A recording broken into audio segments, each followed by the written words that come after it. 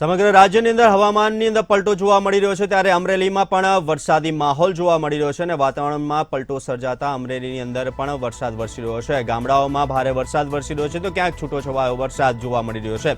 અમરેલીની વાત કરવામાં આવે તો ધારીના ગીરના ગામડાઓમાં પણ ભારે વરસાદ જોવા મળી રહ્યો છે। ગીરના ગામડાઓમાં ભારે વરસાદ જોવા મળી રહ્યો છે તેમજ ધારીના ગોવિંદપુર વિસ્તાર છે તે ગોવિંદપુરની અંદર ધોધમાર વરસાદ ખાબક્યો હતો અને ભર ઉનાળે હાલ તો ચોમાસા જેવો માહોલ જોવા મળી રહ્યો છે। કમોસમી વરસાદને લઈને અનેક પ્રશ્નો ઊભા થઈ રહ્યા છે। શેરીઓમાં ભર ઉનાળે પાણીની જેમ જે ચોમાસાની અંદર દ્રશ્યો સર્જાતા હોય તેવા દ્રશ્યો હાલ ઉનાળામાં સર્જાઈ રહ્યા છે। ગામડાઓમાં ભારે વરસાદ પડી રહ્યો છે અને અમરેલીના ખેડૂતોમાં પણ એક ચિંતાનું મોજું ફરી વળ્યું છે। કમોસમી વરસાદને લઈને પાકને ભારે નુકસાન જવાની ભીતિ પણ સેવાઈ રહી છે।